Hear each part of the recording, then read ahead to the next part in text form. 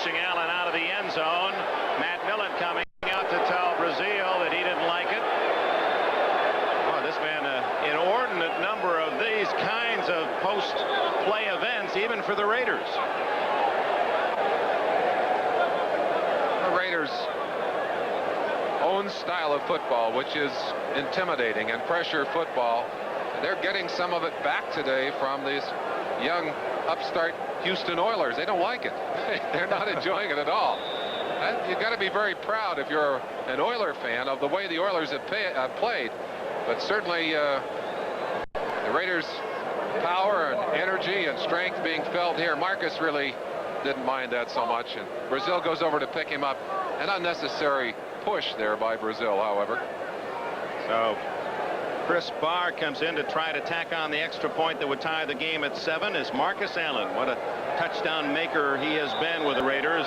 In his first 2 years, scoring 26 times, plus the 3 touchdown passes, and he has the first Raider score of 84.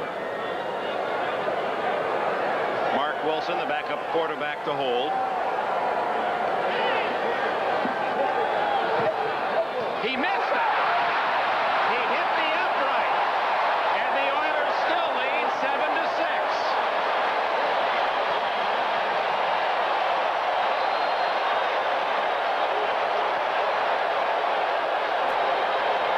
Chris Barr cannot believe that he has missed his second kick here in the ball game. He cannot believe it. Look at that. No place to hide. The extra point try hit the upright. The Oilers are still in front.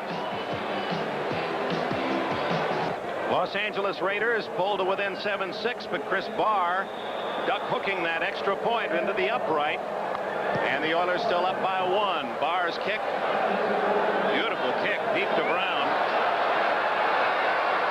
and he gets back only to the 16-yard line.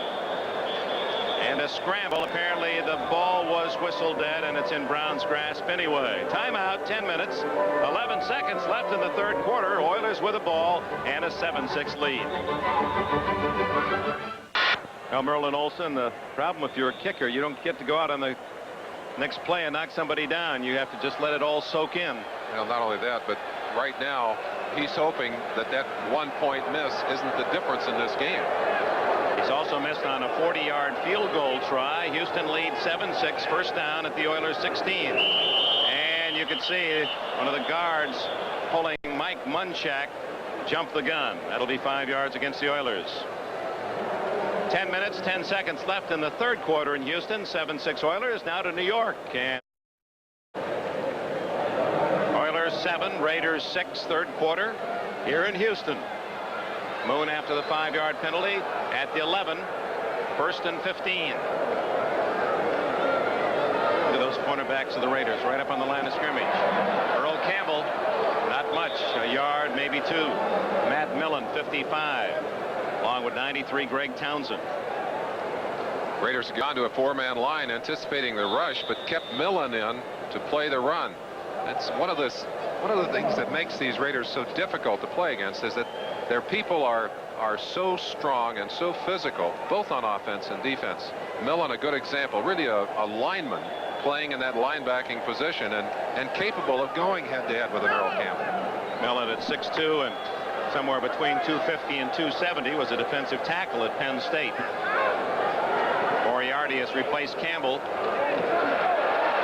Moon just did get that one off as he was being tackled in the end zone by Matt Millen, and for his size you can see how quick he is. He has lost some weight. He got up very heavy last year. Watch him as we ISO on him one-on-one, and he caught an open spot in that line. He's on top of Moon. Moon is throwing that ball away, and that's what Millen got up. Millen on Moon. Now Millen is up, and he was saying, hey, he grounded the ball. You got to throw a penalty flag on him. Millen on Moon, who was looking for Mullen. Yeah, there we go. I knew we'd get there. Somewhere in there. Yeah, somewhere in between those. Now Warren Moon now at his own 12-yard line. Shotgun, third down, 14.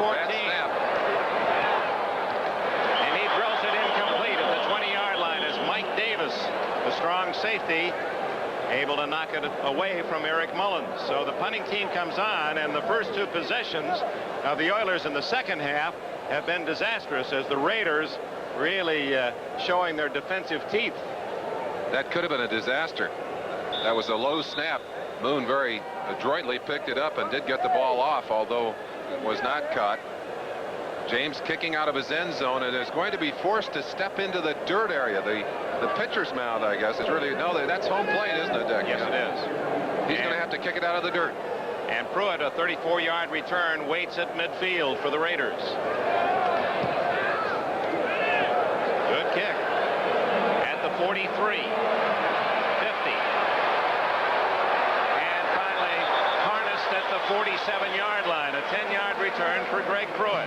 It was his punt return on the last possession that set up the Raiders' only score.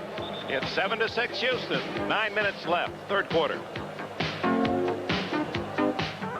Welcome back to the Astrodome in Houston. Dick Enberg with Merlin Olsen.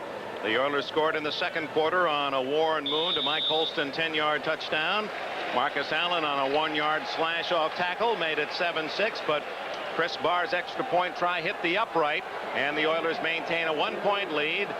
But here's Jim Plunkett in excellent field position in Houston territory to start this sequence.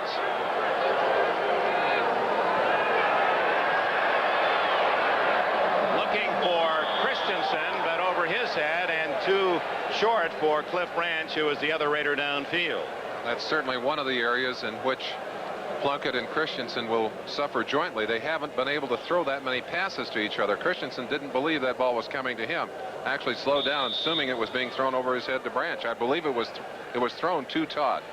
In that huddle, number 72, Don Mospar. He was the #1 pick out of USC last year by the Raiders. Had a back injury and just didn't play much until late in the year, but he has replaced Mickey Marvin at right guard. That's the only change on offense for this Super Bowl team.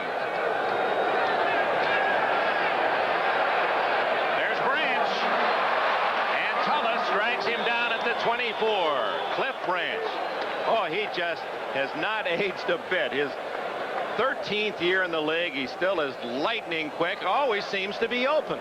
Well, the equation is simple. Give the quarterback time to pass. Number 72, Don Mospar, in the middle, working one-on-one.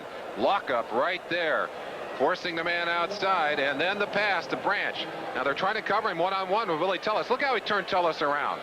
Got him to turn completely around. Once you've done that, the defensive back is trying to play catch-up. Now it's Marcus Allen's turn, and a good tackle as knifing through was Jesse Baker, number 75 from Jacksonville, state of Alabama. He was a college anchor sprint relay man. On their sprint relay, this big guy ran the anchor leg. I want to know how fast they ran this relay, Dick. He was a 9.8 in high school. That's impressive. I'm impressed. So Jesse Baker able to chop down Marcus Allen after a 1-yard gain.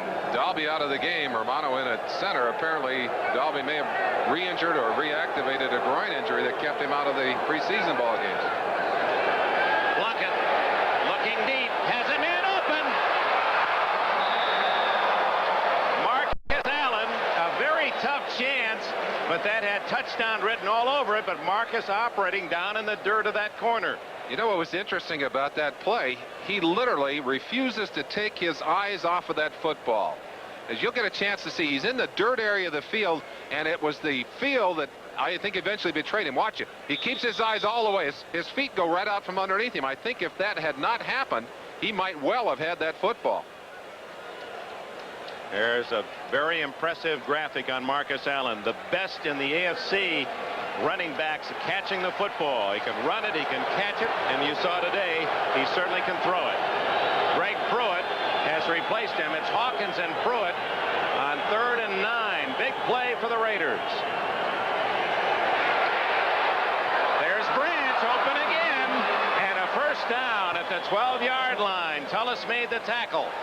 Well, there's that gambling defense of the Oilers. They came with everyone, and they went man-to-man on the coverage, and Branch open. You live by the blitz, you die by the blitz. And on that particular play, let's give some credit to the experience level of Jim Plunkett. Read the blitz, knew where the open man was, and he has to react so quickly. blitzing man from the outside on top of him instantly. That's one of the defensive backs coming, safety blitz, and he had that ball out of there and to the right place on the field. I'm sure he didn't even have time to look for Branch, just knew where he would be and delivered the ball. Branch now with 4 catches and 61 yards. The Raiders trailing by only 1. Marcus Allen driving to near the 7-yard line, carrying Greg Bingham with him, and Bo Eason, number 21, the number 2 draft pick of the Oilers out of California Davis. His brother, of course, Tony Eason, the quarterback of the New England Patriots. Today's game brought to you by Isuzu, maker of fine cars and trucks, by IBM and PC Junior. There's a lot that's new about PC Junior, and it's all good news for you. And by AC Delco, the smart parts. Second down, a long 5. Allen again. He's inside the 5 and pushing near the 3-yard line, close to a first down. Some real power and some struggling going on down there as the Raiders try and flex the muscle of that right side of their offensive line, where Mosbar is now teamed with Henry Lawrence. Dave Dalby back into the ball game, apparently not injured. Of course, that's good news for the Raiders, although they have depth now that doesn't cause them to lose much at all. Derek Jensen, 31, the special teams captain and extra blocker on the sidelines. It's third down. We call it a yard for a first down and 3 yards for a touchdown. Allen now 58 yards rushing, and the Raiders' only touchdown. 6 minutes and 9 seconds left. One of the officials, I think, bumped on that last play, and they might have been making sure he is all right on this play. Yeah, there he is. You see him with his hat off. He's holding his back. Looked like he took a shot in the back. There's a lot of traffic down there. There's not much room for them either.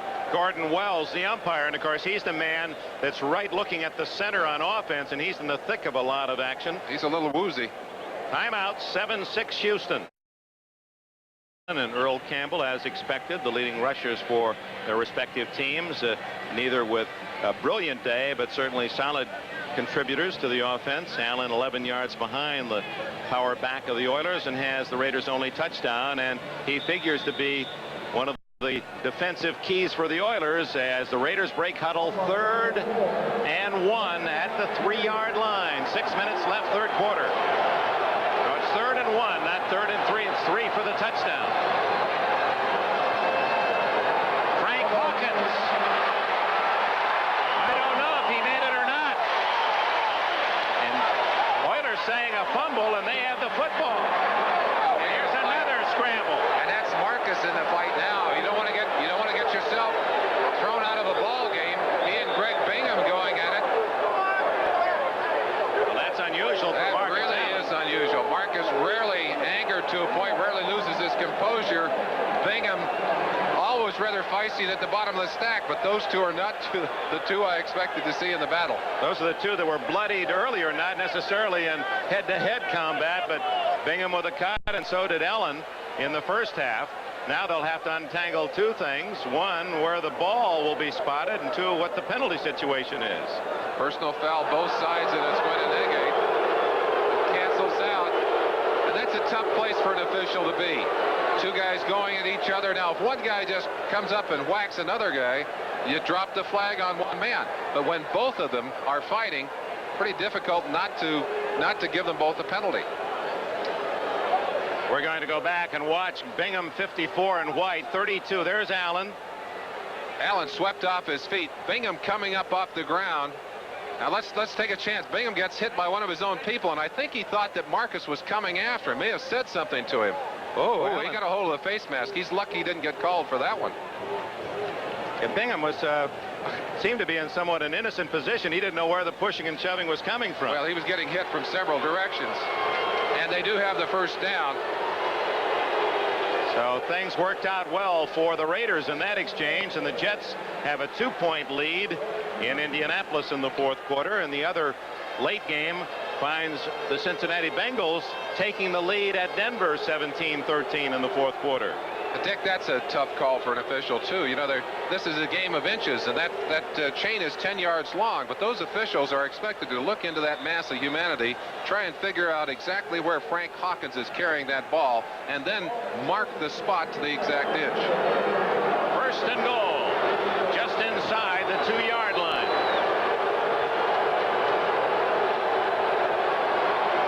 Plunkett wide open is Christensen. He can't get it. He was 7 yards in the open. Looks like Dave Dalby is on the ground. No, Dalby's back up. The timing on this play, absolutely critical. A beautiful job of faking. They had the Oilers totally fooled on this play. Christensen faking the block, slips out, ball arched up over the top, and just off the fingertips. One more day in camp. That's what the coaches will One tell more them. day in camp. You've heard that one. I've heard that one, you bet. That, when they show the films tomorrow, will be a second and goal. Hawkins for the touchdown. Frank Hawkins gives the Raiders their first lead of the game.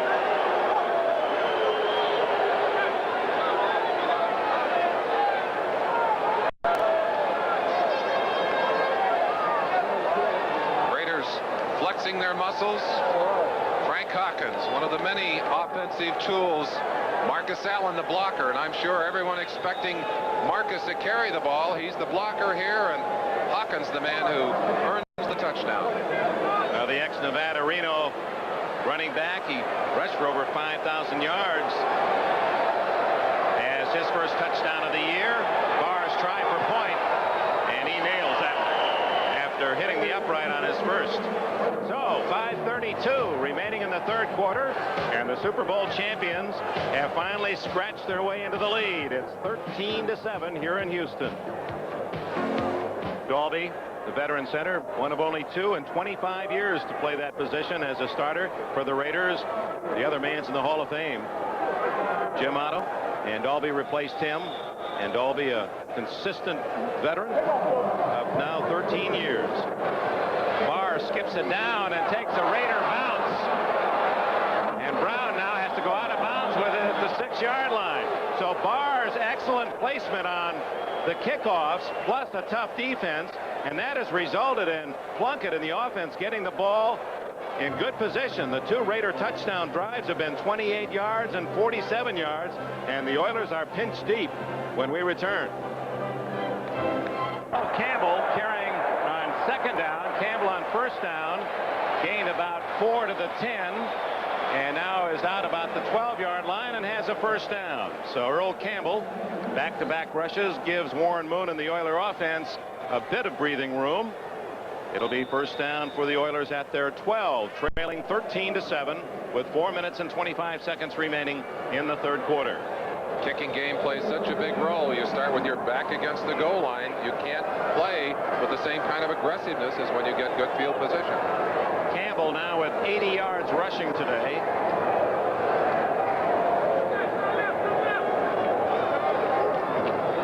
And he gets the ball again. Diving out to the 22-yard line. Pick up of 5 more. Earl Campbell won the Heisman in '77. That's Marcus Allen, a Heisman Award winner, playing for the Raiders. Just looking back at that first year that he came to play for this Oiler team, I've never seen a player have as much impact on a season as Earl Campbell did in that year, and I was never so glad about my year of retirement. I didn't have to tackle him. Second down and 5. Campbell again, running left, running right, and that'll be close to a first down. Another 5-yard gain. That'll get him to the 90-yard mark. 3 minutes remaining in the third quarter as we switch to New York. They're measuring for a possible Houston first down. It's short by that much. Third down for the Oilers. talking about Campbell and the kind of punishing runner he is.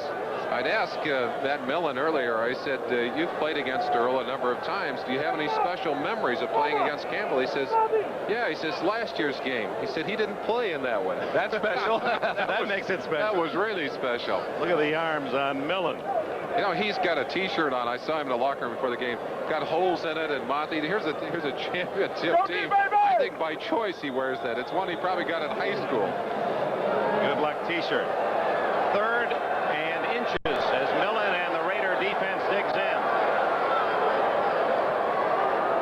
Look at Hayes, the quarterback, up on the line of scrimmage. Campbell. Well, the old Earl Campbell, before the injuries and the wear and tear of 6 seasons in the NFL, might have broken that one loose for a touchdown. His old speed, he was in the open. Brings memories of a conversation I had with Bum Phillips after Campbell had gone through that first bruising and battering season. I said, Coach, I think you got to teach Earl when to get out of bounds and when to go to the ground. He said, you know, Earl is delivering all those blows. I said, Bum, you're absolutely right, but he's delivering those blows with his body. And Earl Campbell certainly has delivered more pain than he's endured, but his body has taken a beating. Moriarty gives him a breather, and Howie Long driving into Steinkuhler, number 70, and it's again Steinkuhler, the rookie right tackle. Steinkuhler certainly has started his pro career with a bang, working against Gastineau and Tutal, and now against probably the finest young defensive end in the league, Howie Long. What a story. This young man is from a town in Nebraska, Burr, Nebraska, population 110. They didn't have enough players to play 11-man football. He played 11-man football in high school. Saw that little bounce there, just enough to and that's a free shot for the defensive lineman. Howie knew it. Didn't really hurt Steinkuhler, just embarrassed him on that play. In fact, he didn't even play in Burr. They had to go over to Sterling, Nebraska to play their 8-man football. Then out of Nebraska and won the Outland and the Lombardi. Moon. Fine reception by Jamie Williams, number 87, also an ex-Cornhusker. Got a tag for that story about Steinkuhler. When he and his wife were here for the Lombardi Awards, had a chance to spend some time with him, and his wife was talking about the fact that he came from such a small town, had a hard time getting around at Nebraska, you know, in Lincoln. He said, that's a big city. And she said, I had to do most of the driving early on. I wonder how he's doing here in Houston. That old line that when you went into Burr, Nebraska, you entered, and the sign also said you're leaving, all on one side. 2nd down 8. 13-7. Raiders lead. 2:11 left. 3rd quarter. Moon.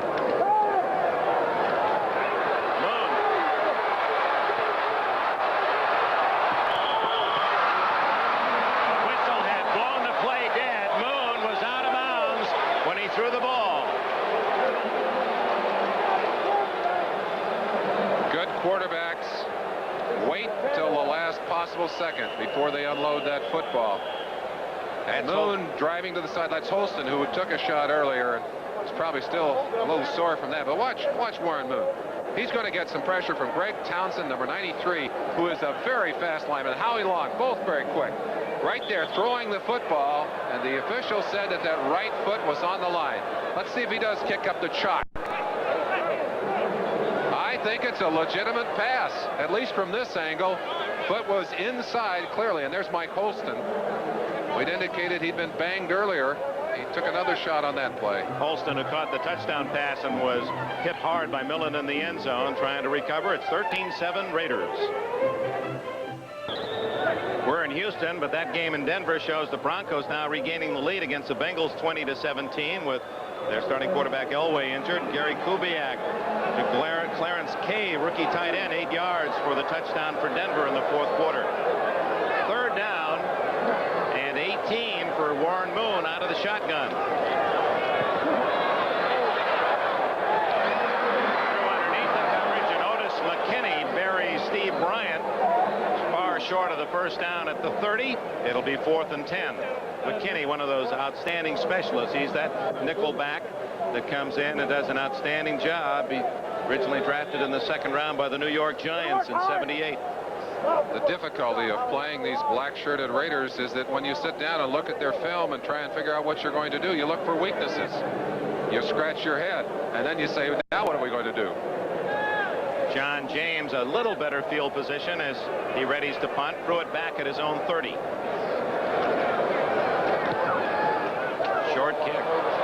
Bad kick. And the Raiders have good position again at their own 39-yard line. So Los Angeles 13, Houston 7 here in the Astrodome. Let's check on earlier today. Miami won at Washington 35-17. It was San Diego 42-13 winning at Minnesota. The 49ers final second field goal 30-27 at Detroit. 28-27 the Giants edge Philadelphia. 21-17 New England won at Buffalo. Here it's 13-7 as Plunkett looking for Allen, and he's down at the 46-yard line with a 6-yard gain. Other finals earlier today: Atlanta upsetting New Orleans 36-28 at the Superdome. Kansas City upsetting the Steelers at Three Rivers 37-27. And it was the Bears romping against Tampa Bay 34-14. You're up to date on all the scores. Well, there's another. Green Bay edging St. Louis at home 24-23. Jets lead Indianapolis 16-14 in the fourth. Denver leads Cincinnati 20-17 in the fourth. And here, final minute of the third quarter, Plunkett and the Raiders in front. Christensen unable to make the one-handed catch.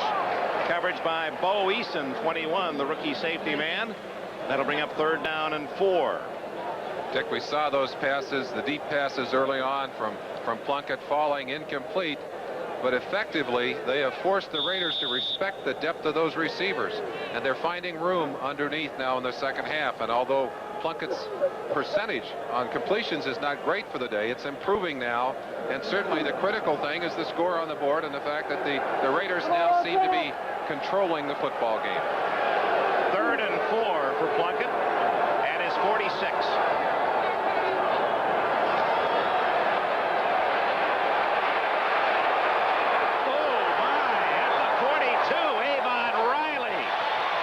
Checkoff pass by Plunkett, and Riley timed it perfectly to crush Kenny King.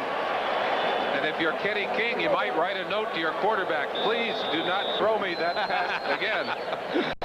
Oh my. Final seconds tick away, and that is the end of the third quarter here at the Astrodome, where the score: the Los Angeles Raiders 13, the Houston Oilers 7. We'll be right back after these messages from your local station. With Merlin Olsen, Dick Enberg, welcome to the start of the fourth quarter here at the Astrodome in Houston. You see Jim Romano, number 52. He'll be over the ball on the snap. Todd Christensen was the snapper last year, and then Dalby today, and now Romano. So they're down to the 3rd man. Well, actually, Romano is the guy that will do the long snap, Dalby the short snap. But Dalby's been injured, and they don't want to get Christensen hurt. So he's going to be the man of the hour, playing a lot in this half. Raymond Guy to punt. Carl Roach is back at the Houston 12. Wobbly boot. Fair catch. Roaches at the 14-yard line. A 42-yard punt. Even when Guy doesn't hit it cleanly, he gets a very respectable kick, 42 yards. See Guy coming to the sideline, shaking his head. His average for the day, exceptional, a 57-yarder. There's Romano. Dalby has an injury, a groin injury, and you saw him earlier. It kept him on the sideline during the most of the preseason. Very little playing time. I'm sure that hurts his endurance, but he is in pain today. That means that we're going to see a change in that offensive lineup when the Raiders go back on the field. Trailing 13-7, the Oilers start from their 15-yard line. Earl Campbell closing in on another 100-yard rushing day. The lone setback.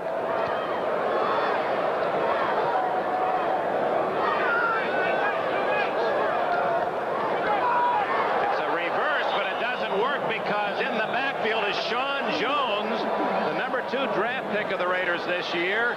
6'7" and 280 pounds from northeastern of Boston. Jones in there for Lyle Alzado and Piquel, and on the nose tackle for Reggie Kinlaw. I wonder if perhaps we aren't seeing the result of quite a bit of humidity here. This is going to be a reverse. There's the reverse coming right there, and Earl Campbell simply did not have time to hand it off, as Sean Jones just streaked inside and stripped Campbell to the ground. Eric Mullins, the wide receiver, was angling back to take the handoff, but Campbell was already on the ground. 2nd and 15.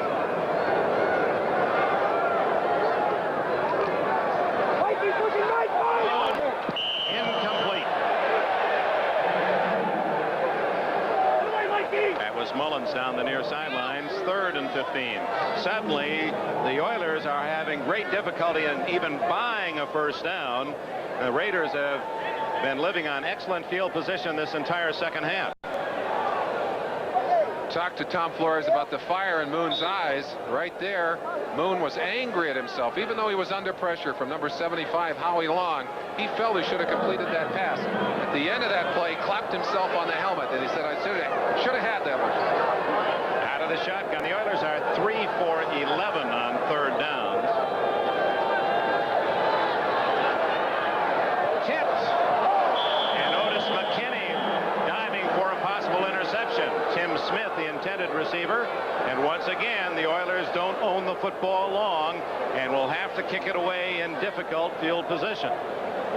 Just kind of sense that all of the emotional energy has run out through the engine, and there's not much left. But the one thing for sure, the Houston Oilers have played extremely well in this game against the world champions, and they can hold their heads up. One of the things that Hugh Campbell was extremely worried about, he said, the one thing I don't want to see, aside from injuries, is my team embarrassed out here today. Well, they've not been embarrassed. James kicked to Pruitt at the 45, and he gets 9 more yards. He has been a solid contributor. He has 66 yards in punt returns this afternoon, the longest being 34. 35-yard punt, 9-yard return, and the Raiders are at the Houston 35-yard line. Yeah, when your offense can't move, your punter gets it up in the air. But the Raiders again start with great field position. 13:49 left. 65, 2 times in the Super Bowl as a champion, but not a. It hurts him. He's got a lot of pride, but he exemplifies the Raiders' spirit. Believe me, it was not easy for the Raiders to take him out of the lineup. Don Mospar replacing him, second-year man from USC. Marcus Allen tackled forward, and good yardage. Robert Brazil hit him from behind, and Allen is down close to the 30-yard line. A gain of 5+. There's always been a reluctance to change rapidly by this Raider team, and the move to put Don Mospar into that lineup was not entirely well received, certainly by Al Davis and by some of the other coaches, but they feel that he is so powerful they had to get him in. Oh, there's Marcus throwing again for Todd Christensen. That'll be interference. I think everyone in the place could have called that one, as Keith Bostock did not know where the ball was and had to gamble, took his shot at Christensen, and the yellow flags are flying. Well, that's a flag max. He drew 3 flags for that one, Dick, and they were all in a tight little circle down there. Actually, the coverage by Bostock wasn't that bad, but he just had lost the ball. That's a play that's so totally out of context that it throws the timing of the defense off. An 18-yard pickup, but the key to that, of course, the versatility again of a Marcus Allen, who can hurt you in so many ways. That's one guy on the field, but when he is out there, you've got to respect his running, you've got to respect his receiving, and you must respect his ability to throw the football. 1st and goal from the 9-yard line.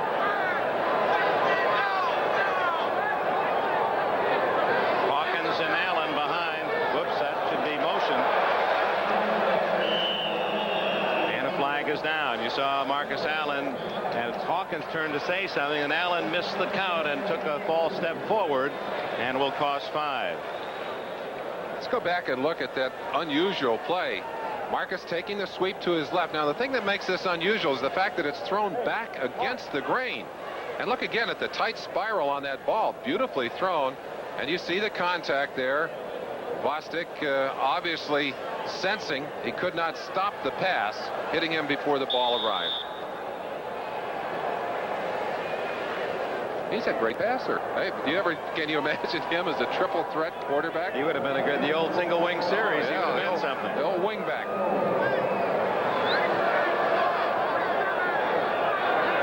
Second and goal. Marcus Allen. He's inside the 5 to the 4-yard line, right up the middle with Allen. 10 yards as he got the 5 that cost him on the illegal motion, and 5 more. It'll be second and goal at the 4-yard line. 77 yards now total for Marcus Allen. I should have said tailback. I don't want all those single wing fans out there. I knew I'd said the wrong thing, but Marcus would have made a great tailback. Indeed he would. I don't know that we're going to have any NFL teams going to the single wing, however. Pittsburgh Steelers were the last to use that offense.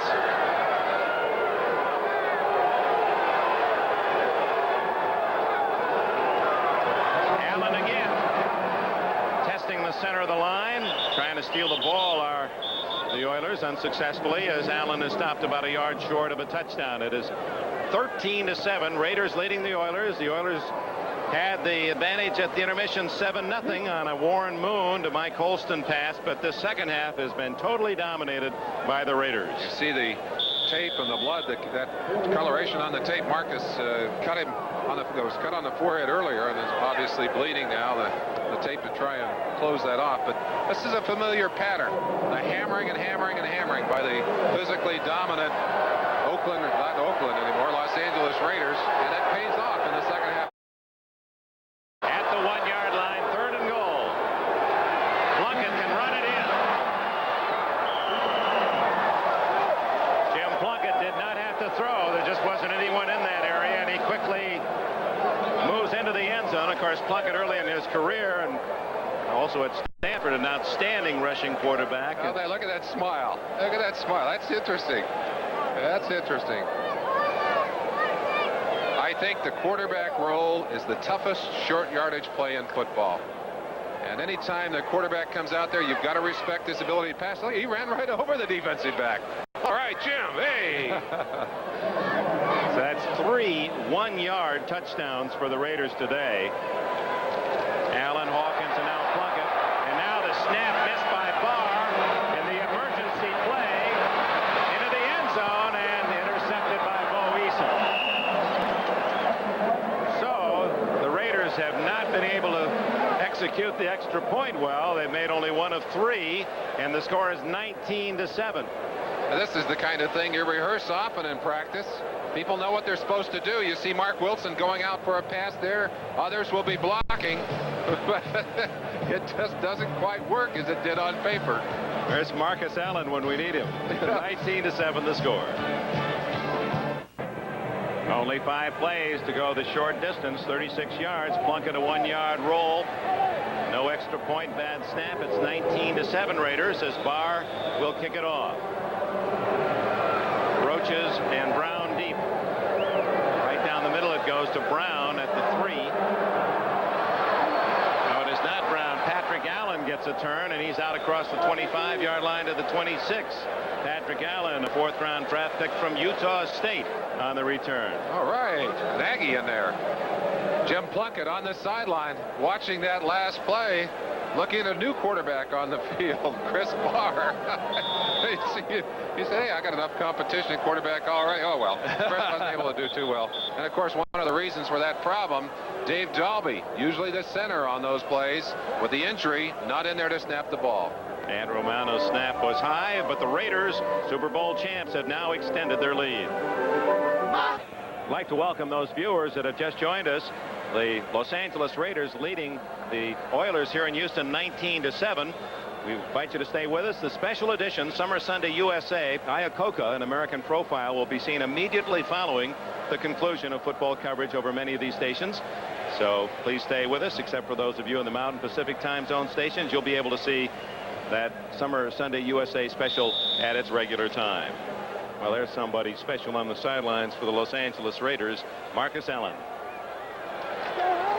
19-7 the score, and the Oilers with 10:44 for such a low-scoring game, a very long game in terms of consumption of time. Willie Joyner in the ball game for the first time at running back behind Moon. Look at the Raiders, they're coming with all their guns, and there's the fumble. Who's got it? The Oilers recovered. Joyner able to fall on the loose ball. Feeling the pressure, and Bruce Matthews, the center, has not been a center very long. I think sensing the blitz and maybe trying to get that ball back a little too quickly upset the tempo. Perhaps Moon anticipating the blitz, wanting to get out there. It's a tough job. It's tough to move from guard to center. That's not an easy thing to do. Hugh Campbell, his team has just not been able to move the football here in the second half. We welcome those of you who have seen the New York Jets spoil the debut of the Colts in Indianapolis, 23-14 that final.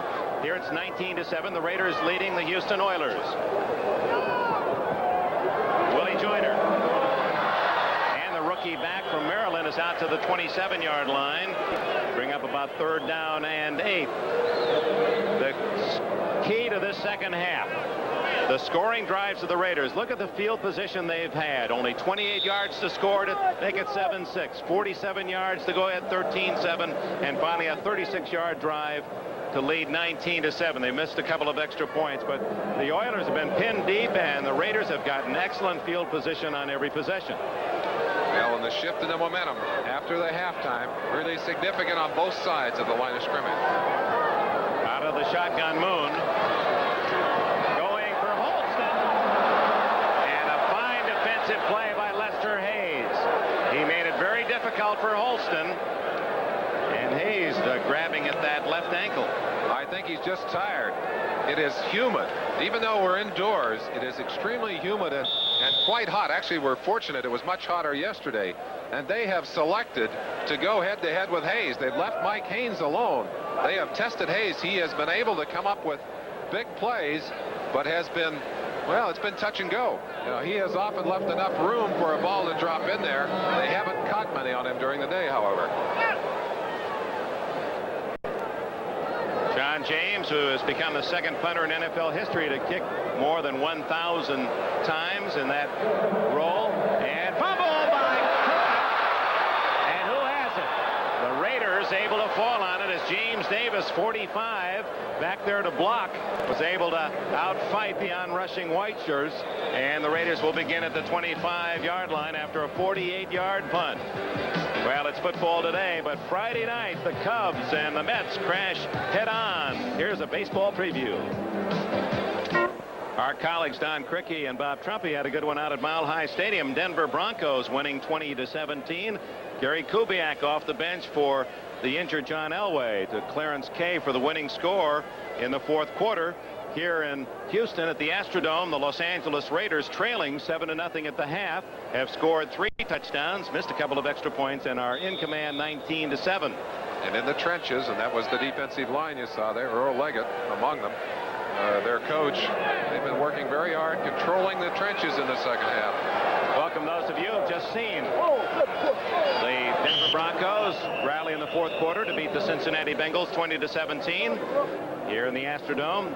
The Los Angeles Raiders totally shutting down the Houston offense in the second half. And meanwhile, they've mustered 3 scoring drives, all from inside the 50-yard line, and lead 19-7. Lyle Alzado, Yankton graduate, Brooklyn, New York. Once got in the ring with Muhammad Ali. Not afraid to take his licks nor deliver them. No, he's not. And he certainly played with emotion in this game, but Earl Leggett, defensive line coach, has chosen to spend a lot of time with his younger players in this ball game. And again, attesting to the length of this game and the emotional level of this game. Both teams feeling the effects of that. The younger team, the shallower team, feeling a great deal more pressure in the way of that.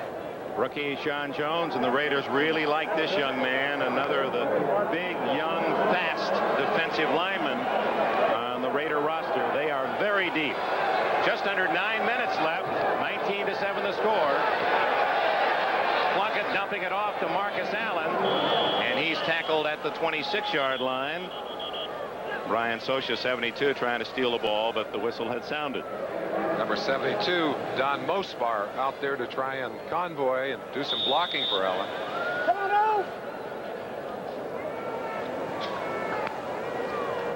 Brings up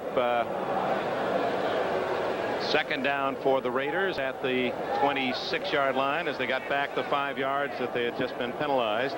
Now that gives you an idea of what's happened in the game. Oilers outgained the Raiders 20 yards in the first half, but it's 46 yards total offense in the second half.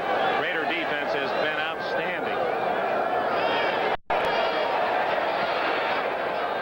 Out of the backfield, Marcus Allen knocked out of bounds at the 42 with a first down. And Allen, who is such a major contributor to this offense, running the football, a great pass receiver. He's throwing the ball very well today. Picked up a key penalty on an interference, and a touchdown was dropped by Dokie Williams that Allen had fired perfectly into the end zone. Just a little fly pattern to the outside. Allen swinging out, and this is where he's so dangerous. One-on-one on the linebacker, and that's John Grimsley. And Grimsley doing a marvelous job of one-handing Allen. Gets a hold of that jersey. Otherwise, he'd had a much bigger game. 5 catches for Allen today for 38 yards plus 80 yards rushing. Frank Hawkins, he has a touchdown today. He's into Oiler territory, and a first down at the 47. Meadows, a rookie from Toledo last year, a special teams player, made the tackle. Hugh Campbell's observation before the game. The strength of an offense is directly equated to the number of offensive weapons they have. And certainly in the case of the Raiders, that's a formidable arsenal. From Plunkett to Marcus to King and Hawkins and that big offensive line and Branch and Barnwell and Todd Christensen. I mean, it goes on and on and on. And what do you choose to defend against? You do one thing, they do something else. First down, Raiders trying to add to their 19-7 lead. Plunkett going deep. And incomplete for Dokie Walker. And Merlin, the depth. How many teams could boast? Now, these are the non-starters in the offensive line. Jim Romano, Kurt Marsh, Mickey Marvin, a starter in the Super Bowl, Shelby Jordan. I mean, you could build a pretty good club around that offensive line. You certainly could. And you also saw a little bit of a little flash of the kind of speed that they can send off the bench as Dokie Williams goes into the game, and zip, he's open downfield. They didn't get it to him, but that's several times today that he's been several yards out in front of people and has had a chance to take one in for a touchdown. The ex-Stanford star, Heisman winner, most valuable player in the Super Bowl 15, Jim Plunkett. They anticipate a blitz. They don't get it. Plunkett gets nailed by Jesse Baker at the 48-yard line. Baker's second sack today. Well, the Oilers fooled the Raiders as Plunkett thought the blitz was coming. Well, that's one thing you can do out of this very aggressive defensive set is you can fake an offense. You can sucker them into believing you're coming. You get everybody up there, you get them dancing up there, and then drop them off into coverage. And they did a good job. This is the defensive scheme that they used in Atlanta. And in 1977, when Jerry Glanville went there, they became the #1 team on defense in the NFL that season. And he feels that talent here is comparable to the people he had there. 6:40 left in the game. 19-7. This is a third down call. 3rd and 15. Up on top to Williams. And he's to the 5-yard line. Dokie Williams as he beats Willie Tullis. And you see Dokie saying, hey, grab me before I caught the ball. Indeed, if he had not caught the football, I think we'd have seen the flag on that one. You'll have a chance to see that for yourself. One-on-one on Willie Tullis. The Oilers trying to go head-to-head, much as the Raiders do on defense. And there you see 2 bumps. Should have had an official's call on that, even though he caught the pass. Dokie Williams at UCLA. He was better known for his track exploits, a 9.4 sprinter, nearly a 26-foot long jumper, over 55 feet in the triple jump. He's used sparingly by Terry Donahue as a senior. He caught only 8 balls, 4 of those for touchdowns. And the Raiders picked him off in the 5th round. And he's like a second coming of Cliff Branch. Marcus Allen buying a yard or 2 as the Raiders just a few yards away from sewing up their initial game as defenders of that Super Bowl title. This would indeed be the longest drive of the day for either team. You talked about the short drives for the Raiders. The Oilers' scoring drive was only 32 yards in the first half, so this would be the first legitimate long scoring drive of the afternoon. The Oilers score after a fumble recovery at the 32 by Brazil, and then Moon threw 10 yards to Mike Holston for Houston's only score. 2nd and goal. Plunkett.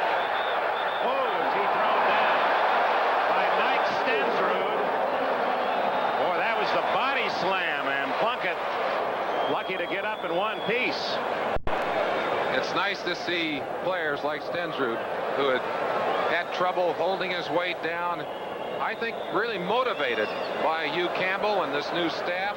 He's got his weight down about to 280, which is small for him, and is playing excellent football. Yeah, when he was over 300 pounds, they nicknamed him number 67 Crosstown Bus. Get the 67. Mongo. Well, that's got to play you remember from a game like this. Quite an interesting guy. Collects old cash registers and says he has over 350 straight edge razors. Another, I'm just a collector. And he likes those sacks as well. Collected a quarterback on that one. He'd like a few more. Third and goal. Plunkett, Christensen. And it's interesting how many times today, for those who have joined us late, that must be 4 or 5 times, Christensen has had one go just off his fingertips. Well, and I think that's something you'll see less and less of as the weeks go on. Good chance for you to watch at close range as Christensen will have that ball right there. And again, I have to wonder at the timing between the two of them, and that's what suffers most. You know, if you're a defensive lineman, an offensive lineman, you come back, you work on your own skills. But if you're a pass receiver, it's hard to work on the receiving because you don't have that quarterback there with you to throw you the football. 28-yard try by Chris Barr. If he kicks it, that will give the Raiders more than a 2-touchdown lead, and they've got it. He had missed from 40 yards. He had hit the upright with an extra point try and miss, and then a bad snap accounting for the other failure. But now the Raiders have a 15-point lead, 22-7, and time running out in Houston. The older of the Barr boys from Penn State. Younger sister, an outstanding athlete as well, a gymnast with the Nittany Lions. He has to feel better. He's smiling now. He won't go to sleep tonight thinking it was my fault. For a while, the missed extra point that made it 7-6 appeared to be a very big play. Back comes Patrick Allen. Good coverage by the Raiders as Allen cannot make it to the 20-yard line. Warren Moon and the Houston offense on the field, and Moon has felt those uprights at his back all day long. You see some of the Houstonians are going home for dinner early. 22-7. So let's give you folks at home a chance to play a little NFL trivia. Who holds the career scoring marks for the Oilers and the Raiders?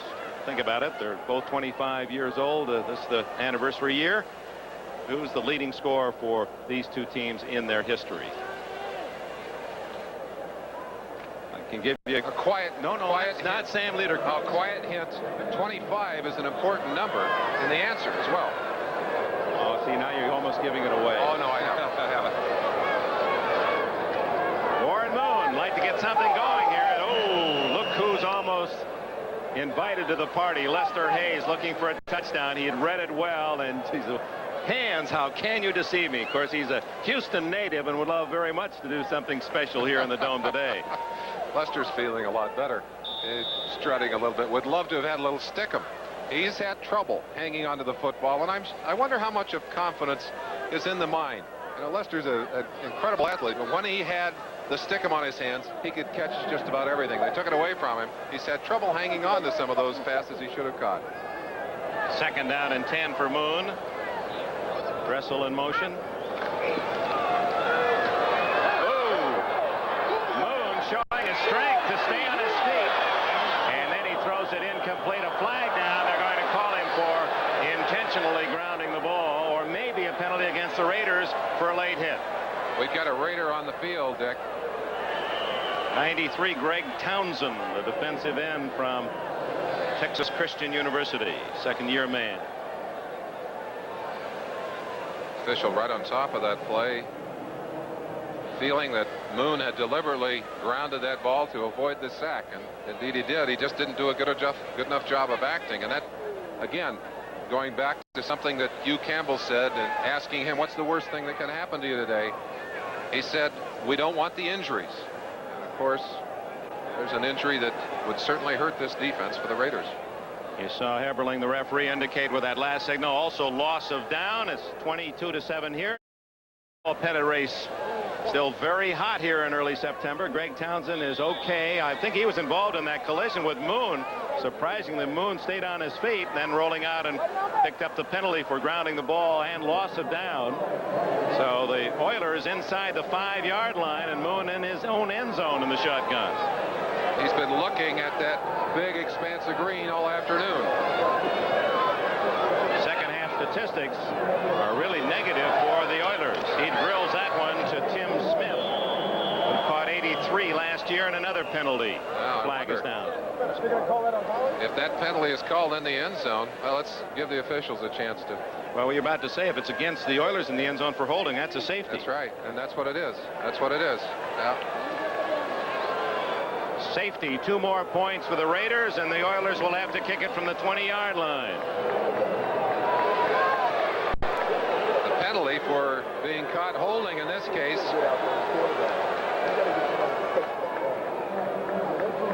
Quick glance at it as you look at Bruce Matthews right in the middle of your screen there, out on the outside. You're coming in from the inside now.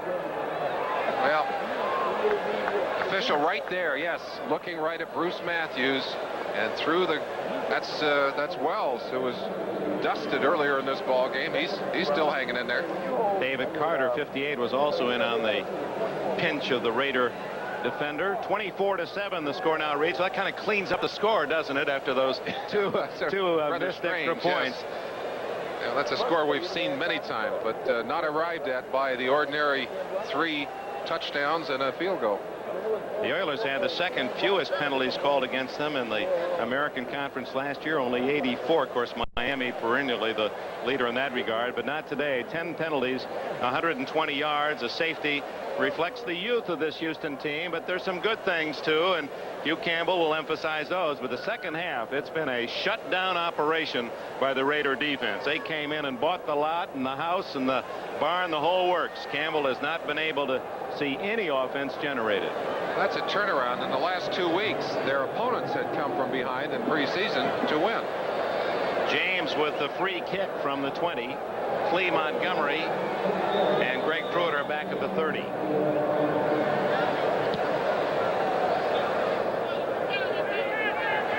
Clee Montgomery at the Raider 26, the 35, 45, and the younger brother of Wilbert Montgomery, who certainly has contributed to a lot of outstanding seasons with the Philadelphia Eagles, is in Oiler territory at the 49. Well, we've had a chance to think about the question.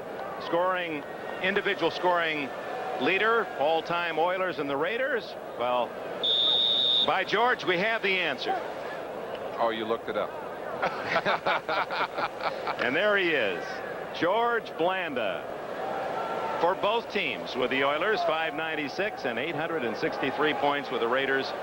The Hall of Famer, George Blanda, quarterback and kicker. How many times did he rally, especially the Raiders, in the late going? Oh, ball on the ground. Hawkins picks it up. And in fact, just to carry that farther back, I think you were hitting the 25, because 25 years ago, Blanda, in the very first game played, these two teams in the opener, was Blanda quarterbacking the Oilers. And I believe he played 25 seasons, Dick. So that number 25 playing into that in 2 different cases.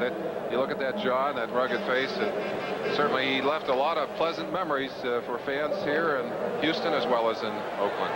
Because of the length of the game, our schedule tonight will be running a little late, but we hope you'll stay tuned. Special edition, Lee Iacocca. What a story. What a marvelous executive piece of drama that has been, and what he's done for Chrysler Corporation. Tom Brokaw with that special edition, then Knight Rider and the Streets. New series, Jerry Orbach and Michael Beck as New York undercover policemen in the Streets tonight on NBC. Dick, observing the Los Angeles Raiders in the preseason, it's very apparent that they felt that they were just going to be able to get through that preseason, and then when it came to the regular season, they'd turn it on. Well, not quite true. Took them a full half to get to the switch, but here in the second half, they have indeed turned it on. And it was the defense that hammered that switch open and made things more pleasant for Plunkett and company. Good job, Joe McCall, who has just carried for the first time in the NFL, and now the rookie from Pitt, unable to grab his first reception. He was went to high school in Miami, nicknamed Do It All McCall for his versatility. Raiders getting a few of those young players into the game. Again, the length of this game, the humidity here in the Astrodome taking its weight on them. There are the numbers. Yeah, the moon set at halftime in Houston. Now, those are the second half. I was going to say they can't be the game numbers, because Plunkett's numbers for the first half very embarrassing. But certainly in the second half, he's paid big dividends. Now, Moon knows he's just tried to pass against the best, perhaps, secondary in football, and that defensive line made things rather unpleasant, too, in the second half. Raymond Guy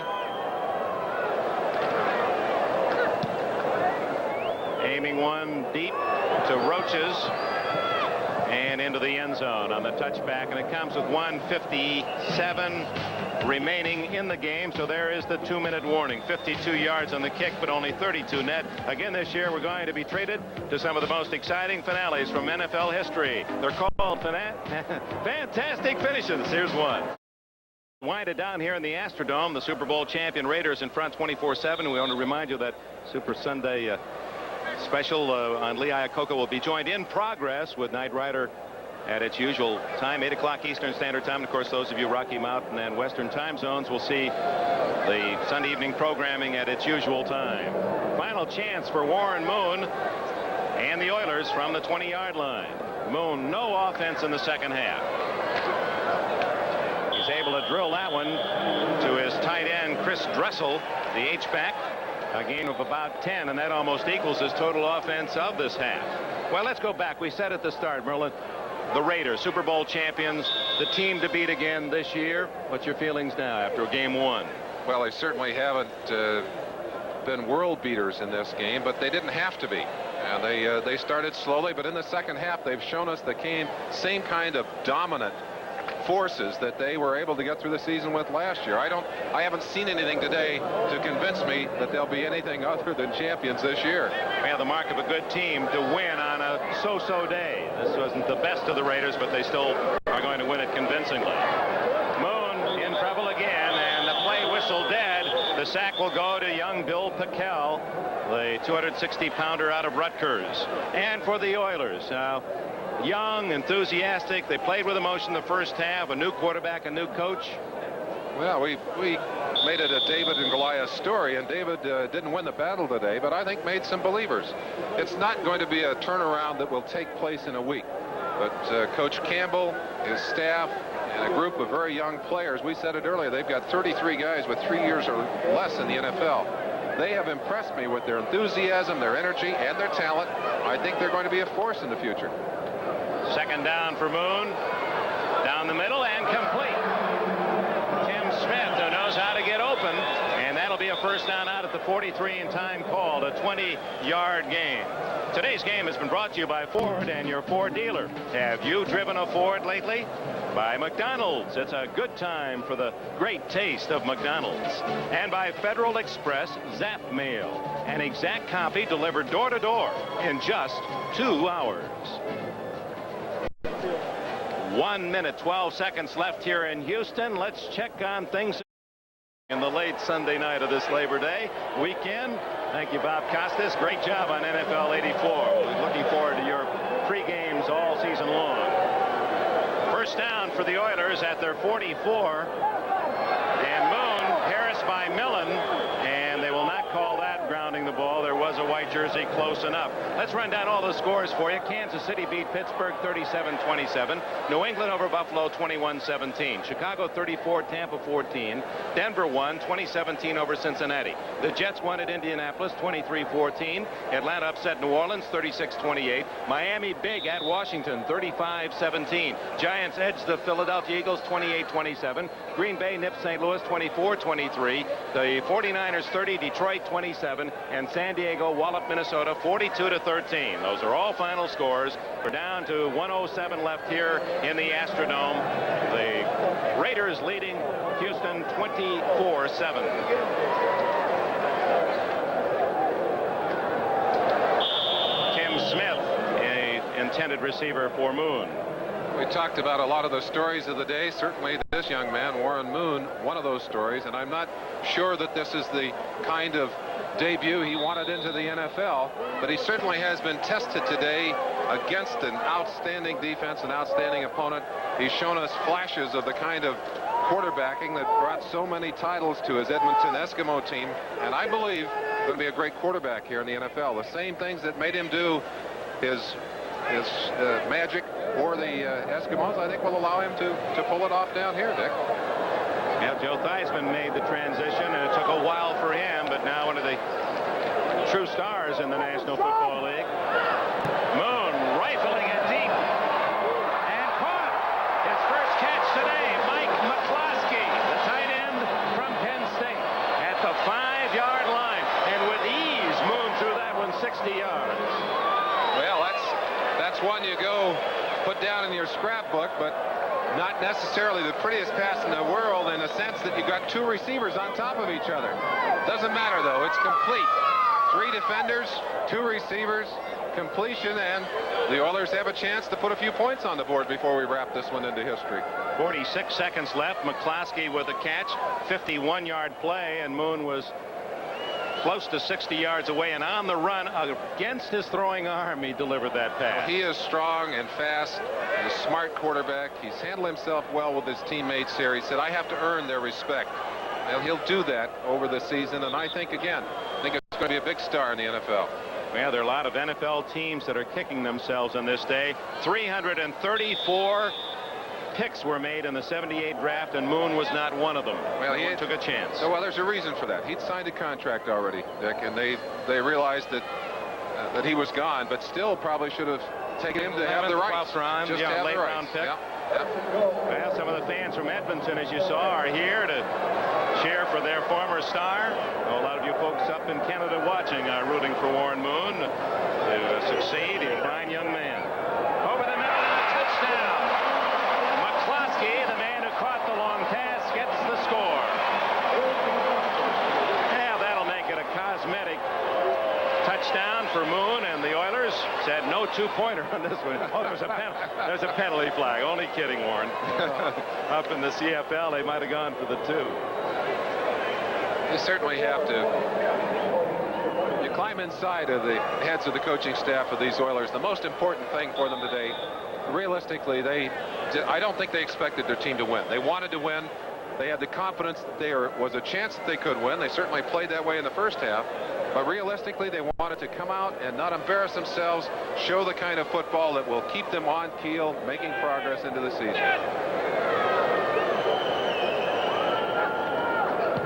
Florian Kemp from the University of Pennsylvania knocks through the extra point to make it 24-14. So Moon in his first NFL start unofficially.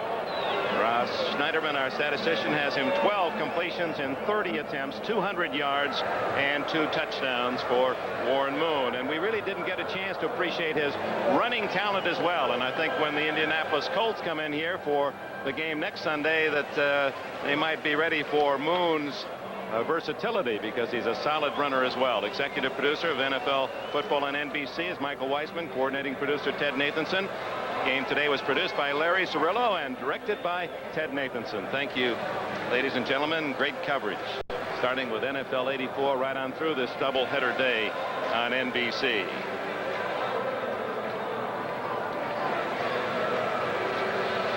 Also want to thank Vernon Eschenfelder and Frank Critty, our player identification experts.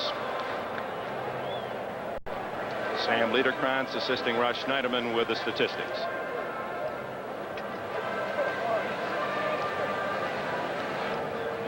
Kemp's a fine kicker, Dick. You look at this roster and you want to put all the pieces together. Kemp is not a real power kicker, in a sense, doesn't kick the ball out of sight, but certainly has been consistent. I think inside the 40, a remarkable record, and he's one of the people that they're counting on this year to maybe win a couple of key ball games for him. Interesting story. He did not play college football with the Quakers at Penn. He was a soccer star and played 3 years with the Philadelphia Fury in the professional soccer league, the NASL. Finally giving up that career, a family priest advised him, hey, go out and kick the football. I think you can make it in the NFL, which he indeed has accomplished. Little short chip shot. And fielded by Greg Pruitt. And he's down at the 25-yard line with 39 seconds left. Mike Kennedy, just acquired from the Buffalo Bills this past week, made the tackle.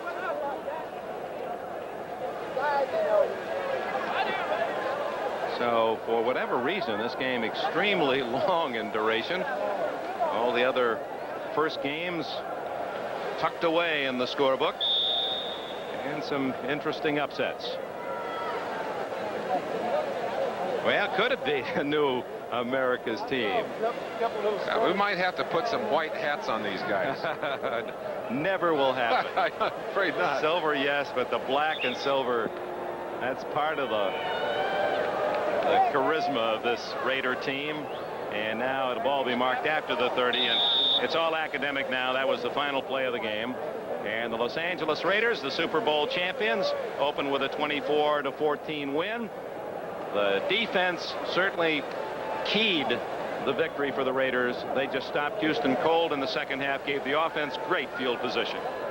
And after today, little will be remembered of the first half differences and the second half differences. There's a 1 under the W column for the Raiders and a 1 under the loss column for the Houston Oilers. The Tom Flores, Super Bowl champions, have beaten Hugh Campbell's Oilers 24-14 here at the Astrodome in Houston. Dick Enberg for Merlin Olsen. Stay with us. We'll return in just a moment. Pat Martin and Warren Moon shaking hands. They're in the NFL now. They played on the same high school team, Hamilton High in Los Angeles. The Raiders have won by 10. Immediately following these local stations, messages, special edition, Summer Sunday, USA, Iacocca, an American Profile, except those of you in the Rocky Mountain and West Coast time zones.